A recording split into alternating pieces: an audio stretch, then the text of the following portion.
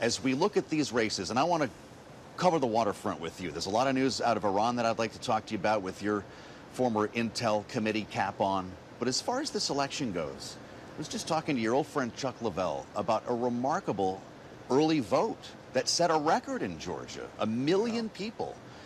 Yet we've got races that are so close they will likely go to runoffs. How would you describe the current political environment here in Georgia? Yeah, it's a lot of people say that we're a transition state. Yeah. When Republicans come out and vote, we're a red state. Huh. If they get apathetic, we're a purple state. Okay. So, at being a Republican, I hope they all were turned out in the early voting as well as tomorrow. Republicans usually lag behind on early voting for whatever reason. Our folks like to come out on election day and cast their vote. But here, Joe, we've got so many candidates, particularly on the gubernatorial side, that it's hard to figure out what's going to ultimately happen tomorrow. The Senate race, we've got 3 Republicans in that race trying to win a race to run against John Ossoff.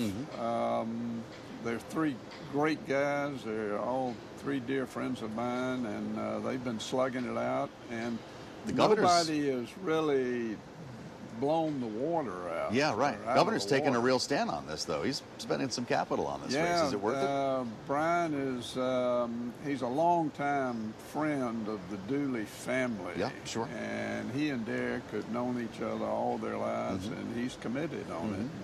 You're right. He's spending a lot of his personal capital on this. Derek Dooley, we're talking about running against the 2 members of Congress, and Buddy Carter and Mike Collins. Right. Would any of these 3 be a more formidable match for John Ossoff? It's hard to say. When people ask me, who are you favored in that race, and my standard answer is whoever can beat John Ossoff.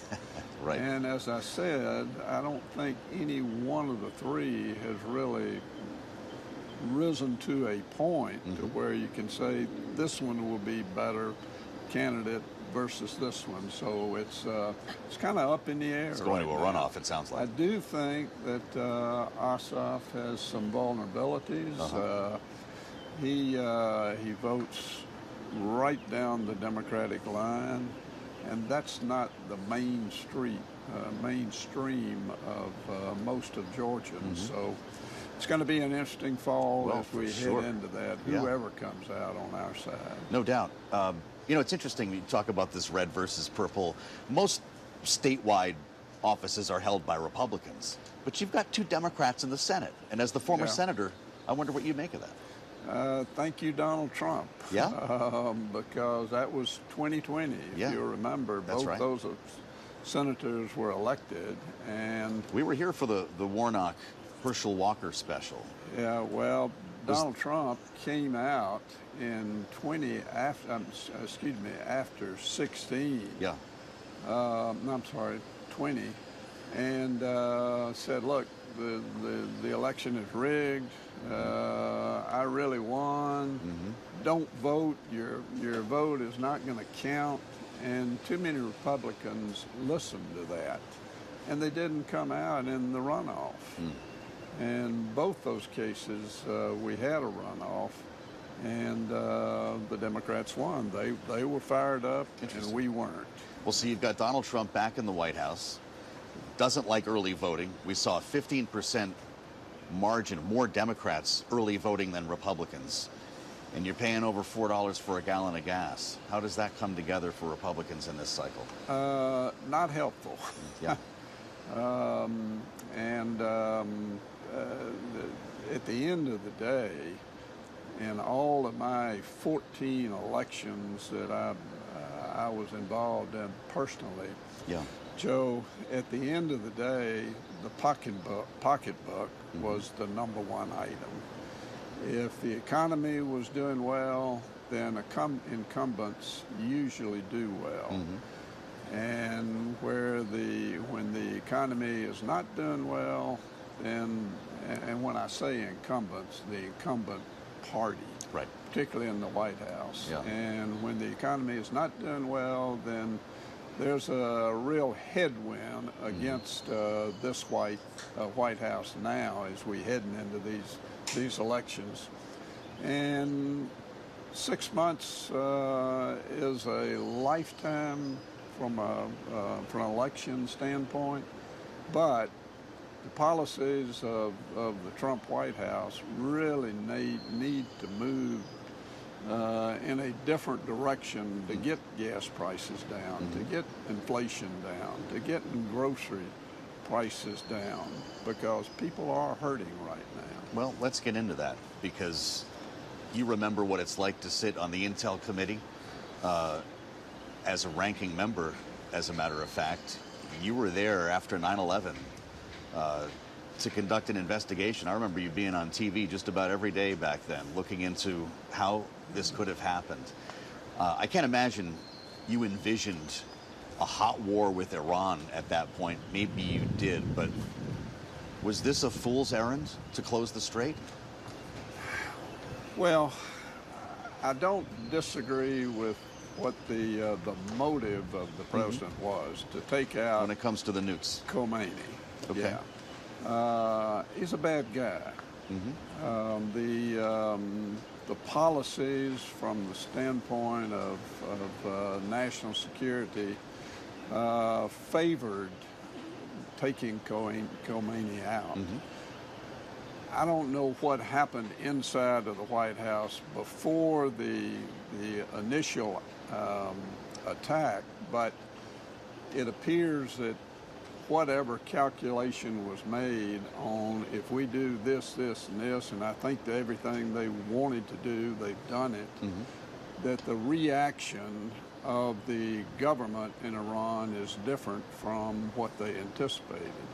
And the staying power from a military standpoint on the Iran side is probably a little more than what the White House anticipated.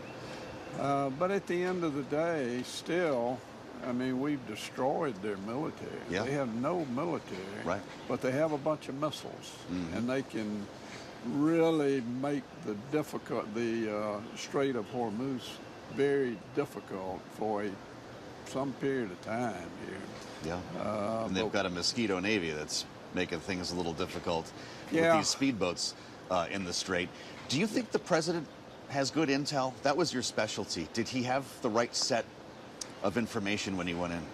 I know still most of the leadership in the intelligence community, and John Ratcliffe and his folks at CIA are top notch.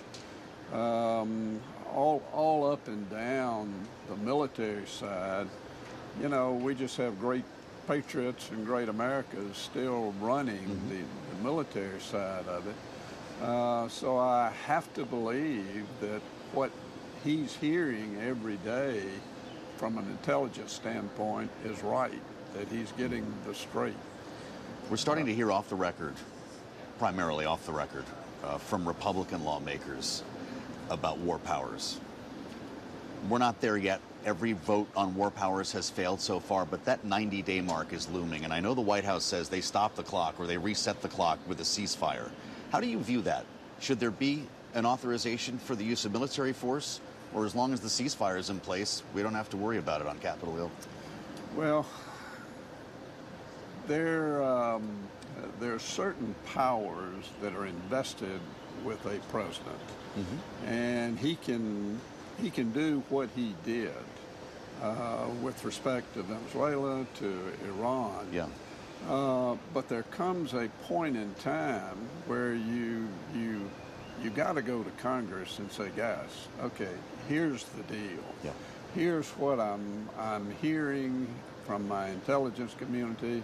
Here's what my military commanders are saying, and give Congress a voice. It's not. It cannot always be just the White House making military decisions when you get to a point. And that point is getting close. Interesting. Does the clock stop in a ceasefire? Have you ever heard that before? Even I though we have I don't think we've ever had that scenario. I guess we haven't had before. that conversation before. Yeah. But it is one that's going to need to be answered pretty soon, it seems like. In all probability, yes. This is Because colliding. when it gets closer to the election, Yeah. the American people are going to say, Senator, Congressman, it is at a point where you guys need to be involved. Is this top of mind for Georgia voters, or do we go back to the pocketbook, as you said, and maybe they're not connecting the dots on foreign policy and the price of gas? Well, Georgia is a strong military state. Sure We've is. got 11 military installations in our state. We have a huge veteran population. They're very agreeable to having military conflicts, but here again, those same folks, those veterans, they're getting squeezed on the economy, in part because of what's going on in Iran. So it's a double-sided coin there. Well, Senator, we're out of time here, and I really appreciate spending some time with you. Just quickly, does record early vote mean record turnout tomorrow for a midterm cycle? I hope so, Yeah. and there's a lot of excitement. There's a lot of